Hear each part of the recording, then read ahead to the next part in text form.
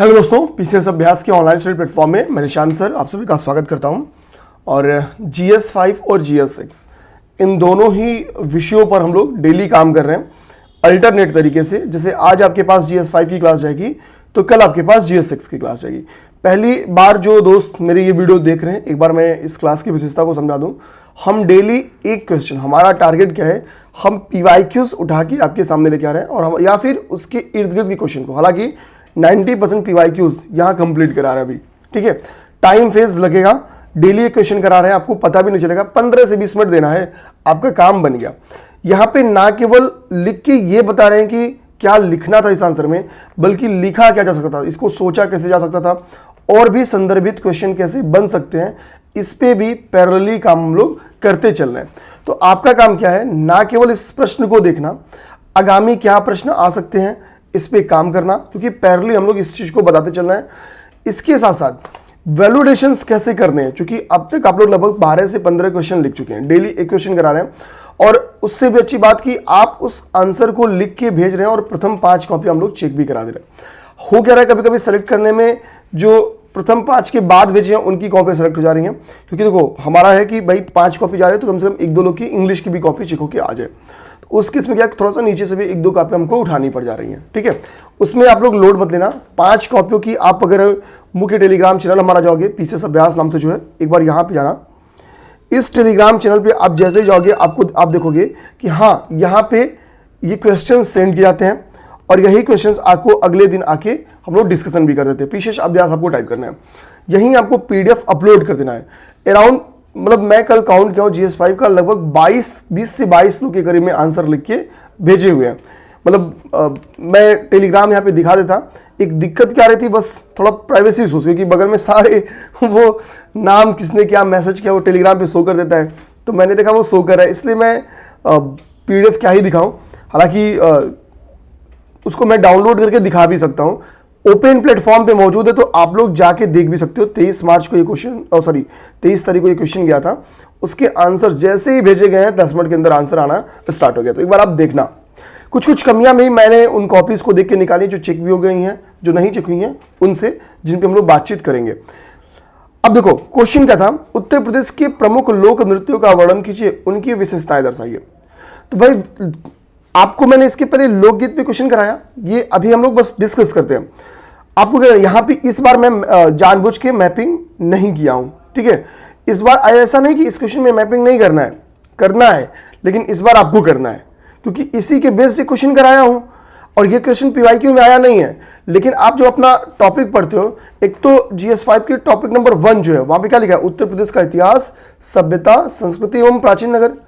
तो हमको पता है भाई कि उत्तर प्रदेश में कल्चरल जो डाइवर्सिटी है वो यही तो है कि हमारे यहाँ बहुत सारे लोक नृत्य हैं, लोकगीत है और तमाम सारी चीजें, वेशभूषा, खान पान, मतलब तमाम टाइप की चीजें।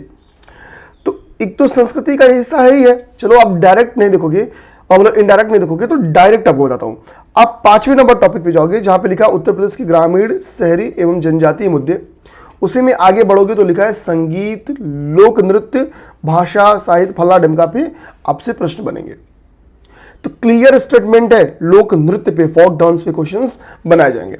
तो मैंने कुछ नहीं भाई, आप खुद ही सोचो, यहां से अभी जैसे जो क्वेश्चन मैंने बनाया ना वही बन के आएगा, या जो उन्होंने लोक गीतों में बनाया है, फोक सॉन्ग्स में बनाया वो बन के आएगा। एक तो क्या भाई कि लोक गीतों की आपको पता है ऐसे क्वेश्चंस थोड़ा फैक्चुअली इंफॉर्मेशन बेस्ड होता है, बस इनको आपको अरेंजमेंट बढ़िया करना होता है। अब करना क्या है, प्रमुख लोक नृत्य जो है आपको एटलीस्ट भैया 7 to 8 जो फोक डांस है, आपको इनके एग्जाम्पल्स पता रहने चाहिए और कोशिश रहनी चाहिए कि भाई देखो कोई भी फोक डांस होगा, हमको पता है ये क्या होते हैं, ये किसी ना तो किसी ट्रेडिशन, कस्टम या किसी घटना, कोई इवेंट है जो पुराणों में, रामायण में, महाभारत में हुआ है, उनके बेस्ड परफॉर्म किए जाते हैं, उन्हीं के बेस्ड परफॉर्म किए जाते हैं। आप इंट्रो में ये सारी बातें लिख सकते हैं। यानी होता क्या है, कभी कभी ये जीवन को भी, कोई मांगलिक कार्यक्रम है उसको भी दर्शाते हैं। तो यानी कभी कभी क्या होता है कि जिस क्षेत्र से संबंधित ये होते हैं उस क्षेत्र के जीवन को दर्शाते हैं, उस क्षेत्र विशेष के जीवन को दर्शाते हैं।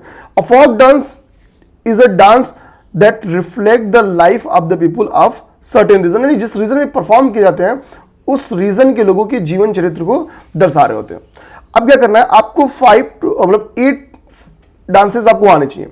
और देखो ये दिमाग में मत रखना कि हमको एक सर्टेन एरिया बेस्ड आना चाहिए। मैंने क्वेश्चन नंबर 1 में आपको जब इसको यूपी के मैप को डिजाइन किया था तो मैंने आपको बताया था कि फॉर एग्जाम्पल, ठीक है, एक बार मैं यूपी का मैप बना देता हूं।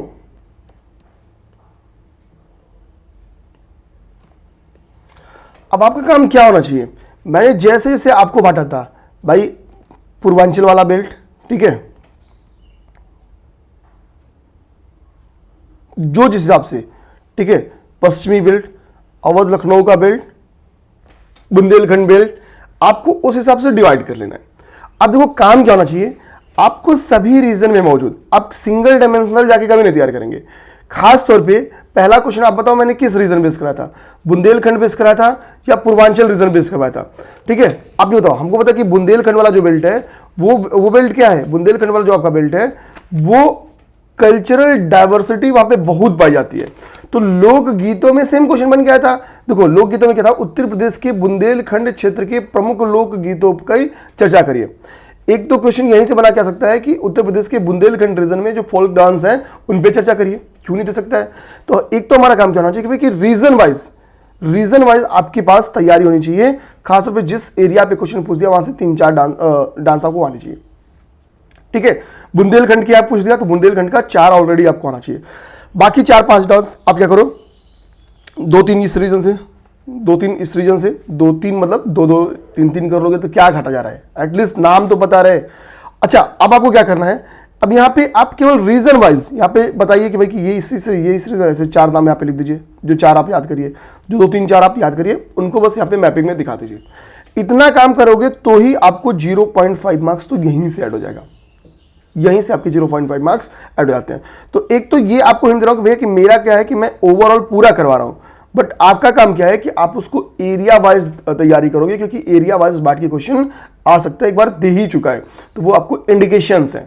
अब देखिए फोक डांस क्या है, अब नॉर्मली आपको मैं समझा चुका हूं, आप चाहो तो फोक डांस कहते किसे हैं, तो लोक धुनों यानी जो लोक गीत हैं, जो फोक सॉन्ग्स हैं, उन पे आधारित, मतलब लोक धुन पर ये किए जाते हैं, ये किए जाने वाले एक म्यूजिकल परफॉर्मेंस है जो शरीर की विभिन्न भाव भंगिमाओं के माध्यम से एक सर्टेन क्षेत्र में किए जाते हैं।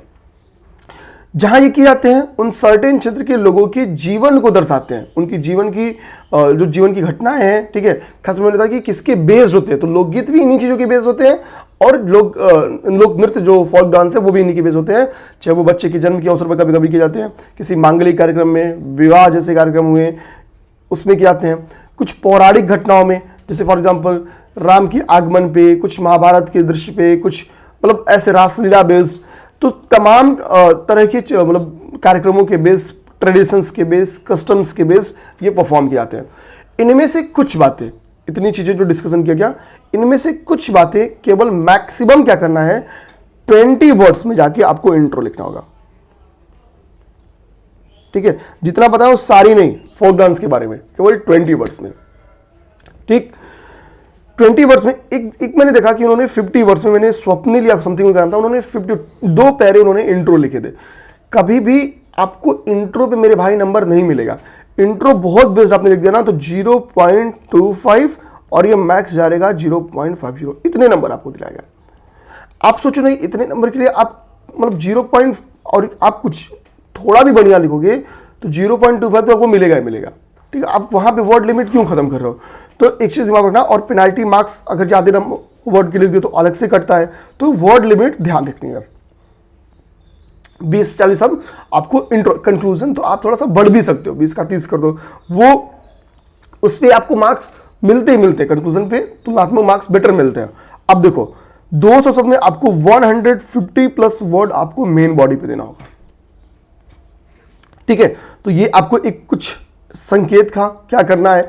अब देखो हम लोग अगर एग्जाम्पल्स पहले लिखें, कौन कौन से भाई हमारे पास लोक नृत्य मौजूद है। चरकुला का नाम आपने सुना होगा, चरकुला नृत्य, चरकुला नृत्य,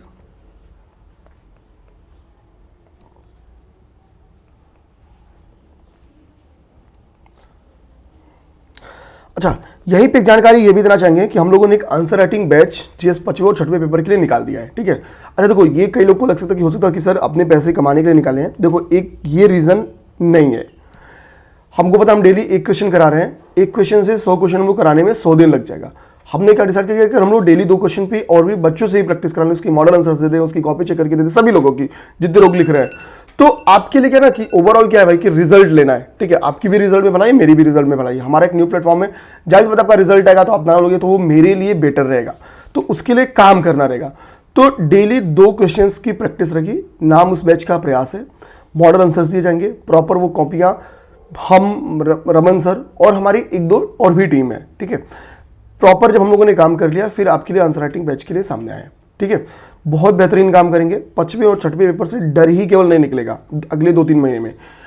एक तो 5वें 6वें पेपर की हम लोग प्रैक्टिस बंद ही नहीं करेंगे, ये एज अ ऑप्शनल लो इसको आप लोग। 400 में जितना ज़्यादा स्कोर कर लोगे एसडीएम बनने के चांसेस उतने ज़्यादा बनते हैं, रैंक लगाने के चांसेस आपकी, ठीक है। तो ये दिमाग में रखना है कि यार यहाँ पे काम करना है, बहुत सीरियसली काम करना है, ठीक।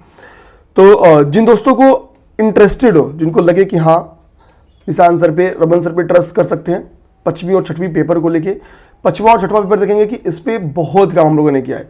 पूरी की पूरी एक कब समझो कि 200 क्वेश्चन से पूरी सिलेबस एक बार पढ़ा के खत्म कर चुके हैं बहुत बेहतरीन तरीके से। फिर लगातार आंसर राइटिंग से जुड़े हुए हैं, इसको लगातार प्रैक्टिस करा रहे हैं। अभी आपके पास इस प्लेटफॉर्म के थ्रू हम लोग कराने आए हैं, उम्मीद करेंगे आप सब सपोर्ट करेंगे। आपको करना कुछ नहीं है, इस नंबर पे व्हाट्सएप करके आपको जानकारी ले लेनी है, ठीक है। अब हम लोग आते हैं अपने काम पे। चरकुला डांस हो गया, पहले एग्जांपल्स केवल लिख लेते हैं। इसी तरीके से एक डांस है, उसका नाम है चौलर डांस, चौलर नृत्य नाम है, ठीक है। अब चौलर तीसरा एक ले लो, तीसरा एक है चरकुला हो गया, चौलर हो गया। एक ढेडिया नृत्य भी किया जाता है, ढेडिया नृत्य, इसको ढेडिया लिख देते हैं। अच्छा, जिसको लगेगा सर हमको और एग्जांपल चाहिए, आप केवल और केवल क्या करना भाई, टेलीग्राम चैनल पे चले ना। मतलब 20 लोग कॉपी लिखे हैं, अगर सब में एक एक अलग होगा ना तो मतलब मुझे लगता है कि कम से कम 15-16 डांस के बारे में तो लोग बताए हैं, ठीक। चौथा जो आप लोग लिख लो, ये एक मयूर डांस है, मयूर नृत्य है, ठीक है। इंग्लिश में पीकॉक डांस या मयूर नृत्य, अगर इसको हम लोग देवनागरी में मयूर डांस भी लिखे तो ज़्यादा बेटर रहेगा। एक आप लोग लिख दो, एक धीवर नृत्य है, धीवर नृत्य, ये ले लो आप लोग। एक ख्याल ले लो, ख्याल नृत्य का एग्जांपल ले सकते हो आप लोग, ख्याल डांस का एग्जांपल ले सकते हो आप लोग। धुरिया नृत्य का एग्जांपल ले लो आप लोग, धुरिया डांस का,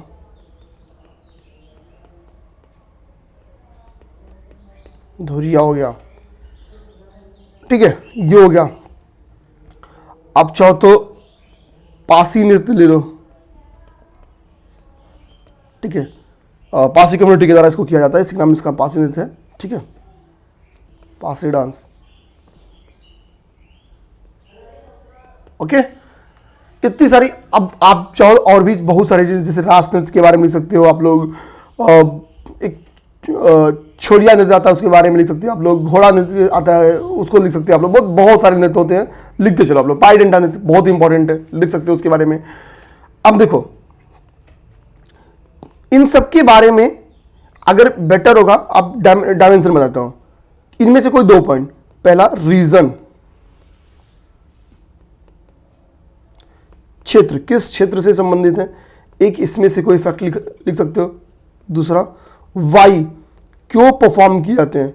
अब देखो कुछ नृत्य ऐसे होंगे जो भगवान राम के आगमन के अवसर पर, अब देखोगे दोआब क्षेत्र में, ठीक है, या अवध क्षेत्र में, मतलब इसको वो क्या जाता है, कुछ बच्चे के जन्म के अवसर पर परफॉर्म किया जाता है, ठीक है। तीसरा आपका हो गया रीजन, वाई क्यों किया जाता है।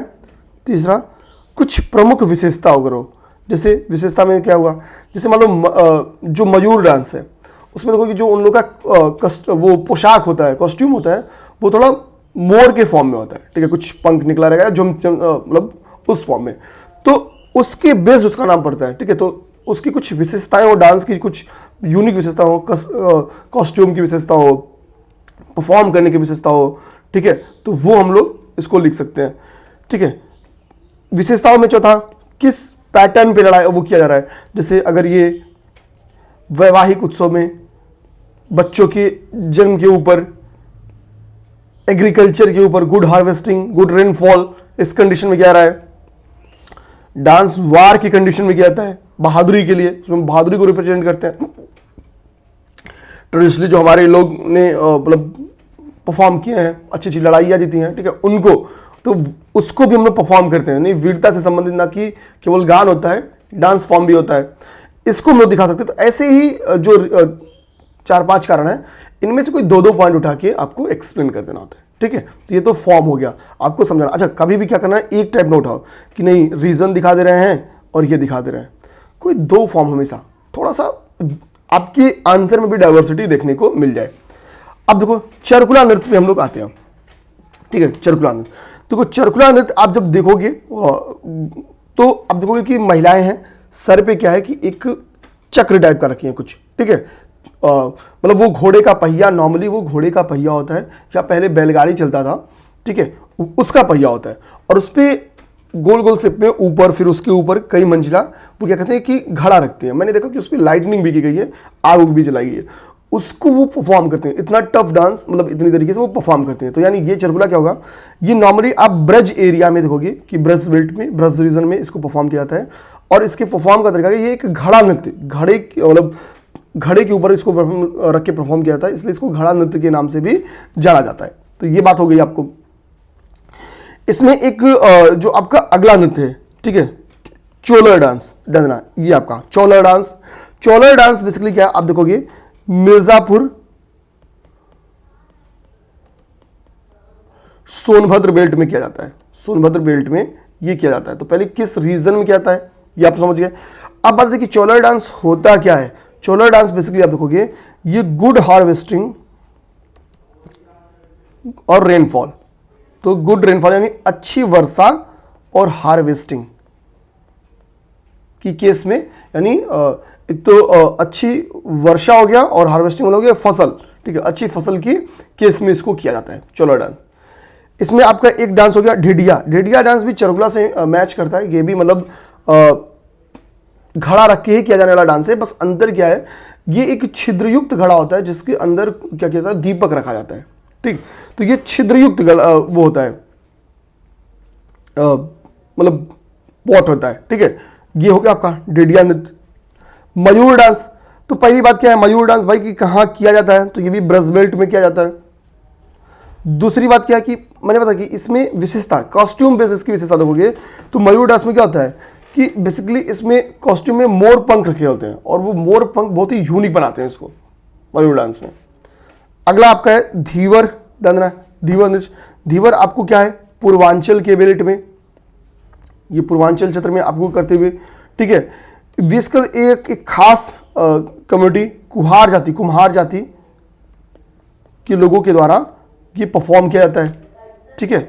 ये कुम्हार जाति के लोगों के द्वारा इसको परफॉर्म किया जाता है, और ये कई शुभ अवसरों पर परफॉर्म किए जाते हैं, ठीक है। अगला आपका ख्याल नृत्य, ये बुंदेलखंड बेल्ट का देखेंगे। बुंदेलखंड बेल्ट पे कभी भी लिखना हो तो ख्याल डांस के बारे में, ख्याल नृत्य के बारे में आप जरूर लिखेंगे, ठीक है। ये यूनिक क्या है कि ये पुत्र के जन्म के उत्सव पर, पुत्र के जन्मोत्सव पर इसको किया जाता है। ये पितृसत्तात्मकता को रिप्रेजेंट करता है। पुत्रों के जन्मोत्सव पे इसको परफॉर्म किया जाता है बुंदेलखंड रीजन में, ठीक है। तो ये आपके लिए काफी इंपॉर्टेंट हो जाता है।